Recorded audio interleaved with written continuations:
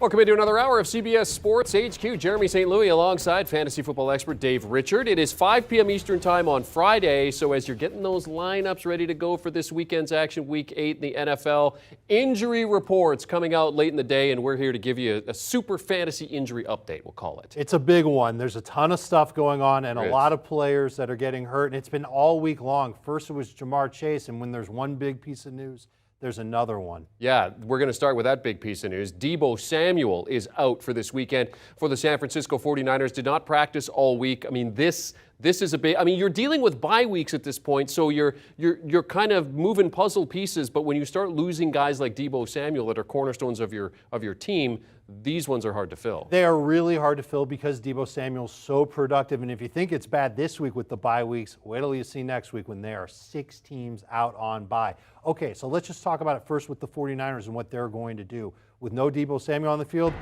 they're going to feel pretty smart about having Christian McCaffrey in their backfield. Just a little. Because they can use him as a receiver just like they use Deebo Samuel. I think Brandon Ayuk is a number 2 fantasy receiver, and I think that George Kittle, I mean, you know what to do with George Kittle already. There isn't a receiver that I necessarily like on the 49ers who I think can go in and do even 50% of what Deebo Samuel can do.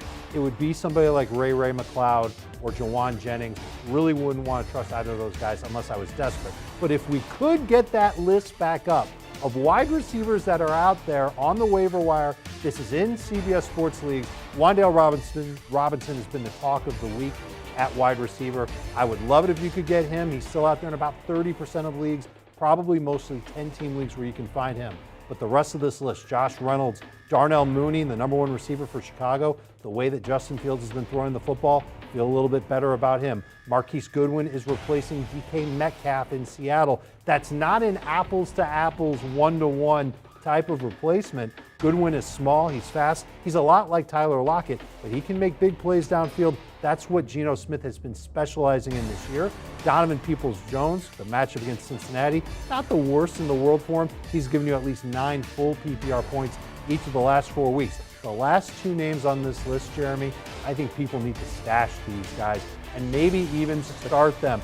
Van Jefferson's going to make his debut in Week 8 for the Rams, and Christian Watson. Boy, do the Packers need wide receivers. Yes. Because you've got Allen Lazard who's hurt, Randall Cobb who's hurt, Romeo Doubs who isn't really trusted by Aaron Rodgers right now. That's just what I'm reading between the lines. I think Christian Watson could get a decent opportunity. Don't feel good about starting Watson in Week 8, but I do think he could matter beyond Week 9, Week 10 as someone that can be a starter for fantasy managers down the line. Okay, so if you are handcuffed by Deebo Samuel and maybe you've got someone like a Christian McCaffrey on your team or even looking at a Brandon Ayuk, I mean, what are you expecting from McCaffrey this week? Because the question I've had with the addition of McCaffrey is how is that going to hurt Deebo Samuel? Because he's used in the run game and the pass game. That's now going to be taken by Christian McCaffrey. So are you expecting a bigger week from McCaffrey, especially now that Deebo's out? I'm expecting a big week from Christian McCaffrey every week until he's not playing football anymore. And I say that hoping that we're talking about the playoffs, not an injury taking him off the field. He's too good of a talent as a pass catcher to be ignored in this offense. We've seen running backs not catch the ball often in Kyle Shanahan's offenses, but I think that's because he hasn't had a running back who's had that type of skill set. Once upon a time, Jerick McKinnon might have been the best guy that he had, and that guy might get 3 or 4 catches in a game. I think they're going to find ways to keep Christian McCaffrey moving across the formation. Remember, they can line him up as a slot receiver. Yeah, they can line him up wide and put Jeff Wilson in the backfield. I think Christian McCaffrey has a really good shot to get 5+ catches, which you don't see from Kyle Shanahan running backs very often, and I think he's got a great shot to get over 100 yards. In fact, we've seen him do it against this defense on a worse team already this year when he took on the Rams with the Panthers. He was being showcased. He was traded the very next week. I think he's got a chance to beat up this defense again. Okay, we've got a lot of injuries that we want to kind of work our way through here. So let's move on to Ezekiel Elliott. I mean, Jerry Jones says not playing. Mike McCarthy says, well, if he practices Saturday, he might play. What do you do in this spot with Ezekiel Elliott? Possibly, maybe not. You know, I think fantasy managers have learned by now that Ezekiel Elliott in 2022 isn't the same as Ezekiel Elliott in 2019 or 2020. Even 2021, he's been a touchdown-dependent running back, and this week he's going to get you this many touchdowns. It's Tony Pollard who's going to take over as the main running back for the Dallas Cowboys. And I look at this as an audition for him to be the featured running back moving forward. You see that it's Jamie Eisenberg's start of the week. Jamie's had a great track record this year with running backs as his start of the week. I think Tony Pollard comes through in a big way, a favorable matchup against Chicago, where he starts to get all of the high-value touches, catches out of the backfield, goal line work, and he's an explosive running back as well, more explosive and more efficient than Ezekiel Elliott has been this year. There is another running back behind him named Malik Davis. There isn't a whole lot to know about Malik Davis. He might get 5 touches in the game. You'd have to be pretty desperate to go with Malik Davis in your fantasy team, but some people might be desperate at running back. I can name a couple of other guys that you can go and get. We can talk about that a little later. But I think you're going to see Tony Pollard get a lot of work. And I wouldn't be surprised if you see Dak Prescott get more work. Because without that run game, that two-headed monster, I think Dak's going to have to put more on his shoulders against Chicago. And that's a low-key good pass defense in Chicago. So I'm a little bit nervous about how that'll work out. But if the volume is up for Dak Prescott, I can't help but think that he'll fall into good numbers. Yeah, and if this offense gets ticking along, there's a lot of really good weapons on this offense, even without Zeke. One of those also Dalton Schultz, who's coming back this week. What are you expecting from him at the tight end position as he returns to the Cowboys? I'm not expecting a lot, Jeremy, because he doesn't look right. And we know that he's got the PCL injury in his knee, and that's an injury that slows people down. And Dalton Schultz at the tight end wasn't exactly breaking records in the 40-yard dash before this injury took place. You're going to have to hope that he gets 5+ targets from Dak Prescott. And I just got done telling you that Dak Prescott's going to throw the ball more. I wonder if it means that Dalton Schultz does have a chance to get 6 or 7 catches. If he does that, we're probably looking at 60 yards and 12 PPR points from a tight end. That's not that bad. He's not in my top 12 this week because I'm worried about the downside for him. I'm worried about him only getting 3 or 4 catches. You've got to bake that into your evaluation for him and weigh it against other tight ends that are out there. Hayden Hurst, just as an example, has a bigger opportunity now with Jamar Chase not on the field in Cincinnati. I would rather start Hayden Hurst than Dalton Schultz, and Hurst is still out there in about 30% of CBS Sports leagues. And as you mentioned, that Chicago defense is low-key good against the pass. So it really it's going to be interesting to see how... Patriots learned that the hard way. Yeah, they did learn that the hard way. Okay, let's move along. Arizona. I was looking, before we came on the air, I was talking to you about looking to trade because I've got injury issues on some of my teams. And one of the guys that I was talking about was Eno Benjamin, a guy who's going to get some extra playing time this week because James Conner is once again going to miss. Eno impressed me last week, so much so that I'm happy to rank him as a top 24 running back. And I kind of ranked him as a low-end number 2 running back because I figured that someone else would be there to take work away from him. Last week, it was Keontae Ingram. This week, it might be Ingram. It might also be Darrell Williams, who's questionable for the game. So while we know that Conner isn't going to play, Darrell Williams has a chance to play, and he can do some of the things that Eno Benjamin can. He's a decent pass catcher out of the backfield, but he's more of a physical back than Eno is. Eno proved that he could handle the physical rigors of running the football. He did a great job last week.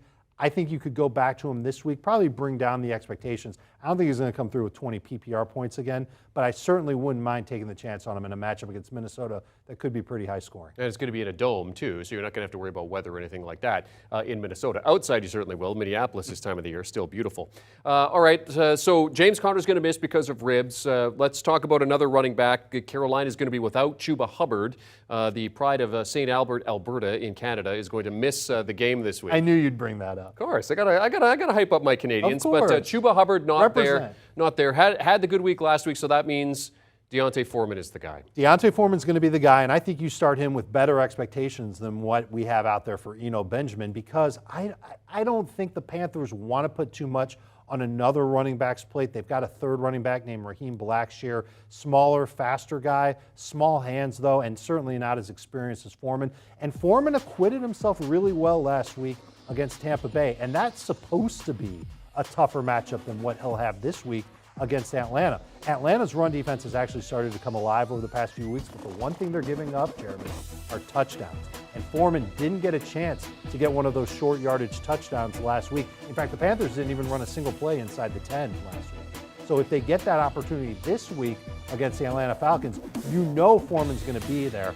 I have a feeling that he's going to move up in our rankings. All three of us, me, Jamie Eisenberg, Keith Cummings, we're all going to end up ranking him as a top 20 running back because he's got a big workload coming his way. Could see as many as 20 carries in a game. where honestly both teams might run the ball a ton. I think it's worth putting out there that if you picked up Chuba Hubbard, hold on to him because he might only miss just the one game. And if you just need a running back, let me give you 3 names. And this might make you sick a little bit, and I apologize for that. But Latavius Murray, still out there in about half the leagues. He just got sick. Yep. JaMychal Hasty is now the backup behind Travis Etienne in Jacksonville. Wouldn't surprise me if he had 5 to 8 touches in the game against Denver. Not a matchup I'd want to use him in, but at least it's a warm body. And then staying in that game, Panthers, Falcons. Tyler Algier separated himself from the rest of the Falcons running backs.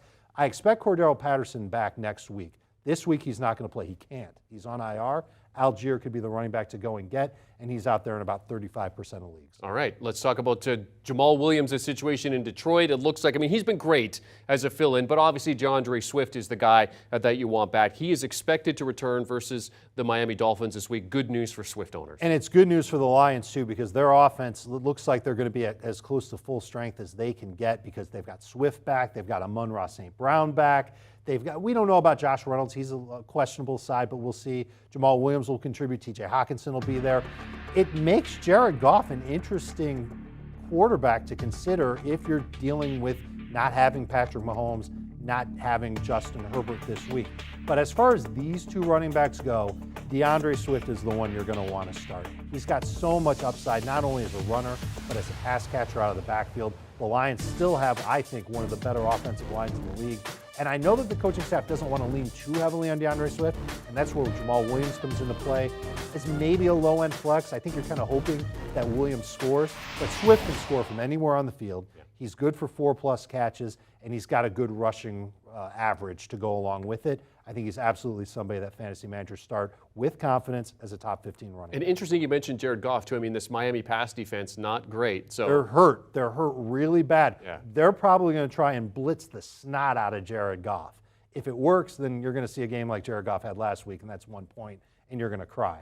But if Goff can beat that blitz, short passes to St. Brown and to Swift, they're going to have good games. Jared Goff will have good numbers. We mentioned Van Jefferson coming back for the Rams. They're also going to get Darrell Henderson back. Sean McVay says he's good to go. He's good to go, but I don't know if fantasy managers can feel great about starting him. When he played against the 49ers earlier this year, he didn't even have 50 yards. And when he's played against the 49ers in the past 5 of 6 games, under 50 total yards in those games. That's yikes. And he's never scored against them. Now, this is a little bit of a different situation for Henderson because he's the lead back this time. He's not sharing with anybody else. Cam Akers isn't going to play. I don't think he's going to play for the Rams again. Nope. Darrell Henderson is somebody that I think fantasy managers can use as a low-end number 2 fantasy running back. Mild expectations. 1 more running back to name. Actually 2, because the Rams might use these guys. Malcolm Brown, who they like in short yardage goal line situations. If you start him, you're hoping that he scores a touchdown. That's really all you can count on. Yep. And Ronnie Rivers is a running back that they seem to like a lot there. He's somebody that could be just a change of pace guy for Henderson, someone that you might want to stash in deeper leagues. Seattle Seahawks, a lot of the talk all week has been about Kenneth Walker, the emergence of Kenneth Walker. And, of course, receivers Tyler Lockett and DK Metcalf both have LBIs, lower body injuries, questionable for this week. So, if you're looking at that situation with the Seattle Seahawks, what do you do there? You try and pass on it with Goodwin. I know that Goodwin's available in about half of CBS Sports leagues. I think that he's okay as a bye week replacement, a number 3 receiver. He's been in the league a long time, Jeremy. He has been. He's never been a consistent stat producer because he feels a lot like a downfield or bust type of wideout. So I think you're going to see a lot of targets to Tyler Lockett. I think he steps up in a big way. I can't trust a tight end in Seattle. I know Will Dissly's fun, but they use so many different tight ends in their offense that it's hard to trust any one of them. And with DK Metcalf on the shelf, the best thing you can do, go back to that waiver wire, see who's out there, a wide receiver that you can feel good about. Goodwin was the most added player this week in CBS Sports, ahead of Gus Edwards. That shocked me. And it's all because he scored 2 touchdowns last week. Can he score even 1 against the Giants? It's possible. It's risky, though. He's, like I said, better as a bye week replacement at wide receiver, better as a DK Metcalf replacement in fantasy. Yeah, I heard not a long-term guy because of the fact that that consistency, that production is probably just not going to be there. That was an aberration that we saw last week. And even when I saw him score, I was like, oh, he's still playing in the league? Right? And it's good to see. He's a feel-good story for Yeah. the league, but not somebody that's a must-start in fantasy. Okay, Green Bay, we touched on their wide receiver situation with Christian Watson, and we've heard the comments from Aaron Rodgers all week about how he thinks that players that aren't performing should be benched, not getting the time. Allen Lazard not going to need to be benched because he's out this week. So what do they do? Lazard was, first of all, this was the guy that Aaron Rodgers trusted. He was the guy. He was the guy. There's no better way to put it. But he lined up on the outside. The other receiver they lined up on the outside was Romeo Doubs, and Rodgers doesn't trust him. So I think if Christian Watson's ready to play, the coaching staff really doesn't have a choice but to put Watson on one side, and maybe they rotate him with Romeo Doubs and hope that Christian Watson can find some lightning in his game, maybe hold on to those deep targets from Aaron Rodgers. And on the other side of the formation, it's Sammy Watkins.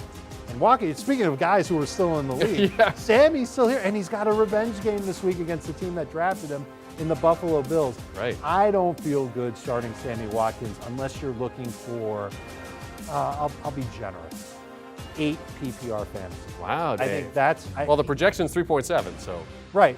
That's bad. That's low. I think he can beat 3.7. I don't know if he can beat 8.0. He's had one great catch this year. On the plus side, he should play a lot in Green Bay. He's got an accurate quarterback throwing to him.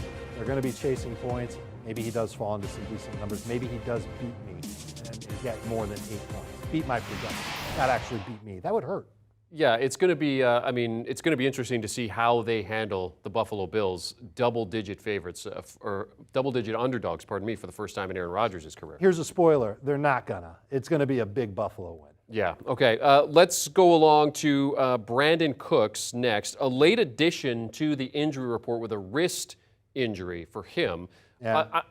You were saying when we were coming in that, I was lamenting. I have Cooks on one of my fantasy teams along with Jamar Chase and Mark Andrews, guys who were hurt, Jahan Dotson as well. So, yikes, you're a curse. Yeah, maybe it is. Maybe it is me. But I mean, Cooks is the guy that you're looking at on this Houston team. But if you're without Cooks, what are some of the other options? We may need to see that receiver board. Can I show you some of my teams and you don't pick up anybody on my team? My team. Look, Cooks has really underwhelmed this year. He's got the lowest catch rate of his past 3 seasons. His ADOT is lower. Davis Mills hasn't taken that step forward like we thought. And he's been sharing targets with others in the offense. Now, if he plays, he's got a pretty good situation because the Titans are terrible against the pass. They allow a slew of big plays. And Nico Collins is another wide receiver who's been doing good things in Houston, taking targets away from Brandon Cooks. He's not playing in this game. So I think the best plan of attack is if you've got Cooks, treat him as a number 3 receiver, treat him as a flex in PPR, maybe get one of those other wide receivers that were on the waiver wire and get him as an emergency replacement. Hopefully Brandon Cooks comes through. And if he doesn't come through this week in a favorable matchup against Tennessee, you can probably cut him. It's probably over for him.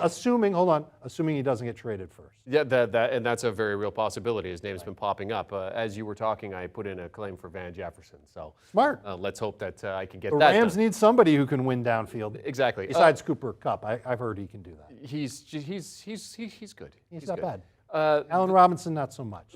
Well, not yet. Anyways, the team the Texans are playing this week, you alluded to that, the Tennessee Titans. Ryan Tannehill is a guy that is dealing with some things. He's questions for this week as well. He has an injury, plus he's sick. So, I mean, Tannehill's one of those guys, not your QB1, but certainly a guy who's certainly a good bye-week replacement guy. Now you have to look elsewhere. And we know that there are 2 quarterbacks who are on bye. We mentioned them, Mahomes and Justin Herbert. So what do? You obviously pivot off of them. You can go look for Geno Smith, Jimmy Garoppolo. Justin Fields is out there. I don't love him this week, but I think moving forward, when the matchups get easier for Justin Fields, I think he could end up turning into a top 12 fantasy quarterback. That's a name to keep in mind. But on the Titans specifically, Jeremy, if Tannehill doesn't play, that means rookie Malik Willis will play. Yeah. He is a good fantasy quarterback just waiting to happen because he's a good runner.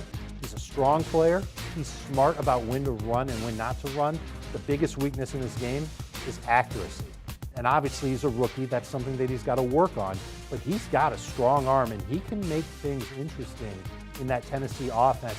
I would be looking to use Willis in DFS lineups and as an emergency replacement if Tannehill is absolutely ruled out on Sunday. I was going to ask you, I mean, if you don't have any options, I mean, given his skill set and how first starter running backs who are athletic tend to perform in the league, they tend to be fantasy stars right off the bat because of the fact that they haven't gotten used to the NFL speed or kind of the way that the game moves, so they use their athleticism to make plays. It seems like Willis would be perfect for that kind of thing. We saw it in the preseason, too, from Malik Willis, where he had a couple of really big splash plays, not just on the ground, but through the air. And who are they taking on this week? The Texans. Not very good defensively. I think he could come through. They would have a very specific package of plays for him, but they would absolutely lean on his rushing abilities. If he gets you 60 yards rushing, throws a touchdown, gets you 150 yards passing, it's not asking too much of the rookie. That's a pretty decent fantasy week, especially if he's a bye week replacement. A lot of people are really upset yesterday afternoon when the news came out about Jamar Chase, so 4 to 6 weeks for him. So if you have Jamar Chase in your lineup, not anymore. Not anymore. You don't anymore. And possibly injured reserve, what other options are you looking at? And who do you think steps up for the Cincinnati Bengals team to kind of try to fill that void? You know, I think Tyler Boyd will end up being much better than T. Higgins. Not necessarily. I'm talking about not. Let me start over, because I'm not saying that T. Higgins is not going to be the best receiver fantasy-wise. Yes, I would rather have T. Higgins and Tyler Boyd, but the jump that T. Higgins might make would be like this. You see that just a little bit? Yeah. Whereas Tyler Boyd, you can't see me now, but I'm making a big jump with my hand. Boyd will get a step forward. He's going to see a ton of targets. He's already been more involved lately in the Cincinnati offense. So I think he takes a step forward. I think Hayden Hurst takes a step forward as well. We mentioned that. Mike Thomas would be another receiver. He would probably become the number 3 receiver in Cincinnati. Not that I would want to use him in fantasy, but deeper leagues, you could absolutely stash him just in case. 2 things. Number 1, there was a report that came out from The Score. It was Jordan Schultz who said that the Bengals are not expected to put Jamar Chase on IR.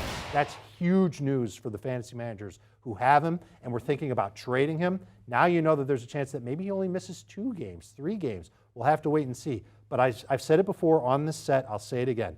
If you've got Jamar Chase and you're 2-5, you need wins. You can't wait for Jamar Chase to come back. You got to trade him away. Get 2 very good starters in return for Jamar Chase. The team that's 7-0, 6-1 at the top of the standings, they'll take Jamar Chase off your hands. Fantasy football expert Dave Richard joining us to discuss injuries as we head into week 8 in the NFL season. Of course, the fantasy season more than half over. Great stuff as always, Dave. Good to see you. And if you want to get some advice from Dave, Dave's great, by the way, about giving out advice. He's got a ton of stuff on his plate, and I'm asking him stuff all the time. I'm coming over to his desk, and he's trying to run away. But if you want to win your league, hashtag AskFFT on social media. The guys will answer your questions throughout the weekend, and of course, then they do it every day on the program as well. Hashtag AskFFT to win your league.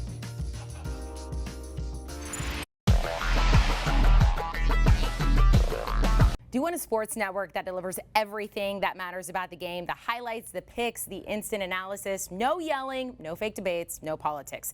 Hit the subscribe button and never miss a moment.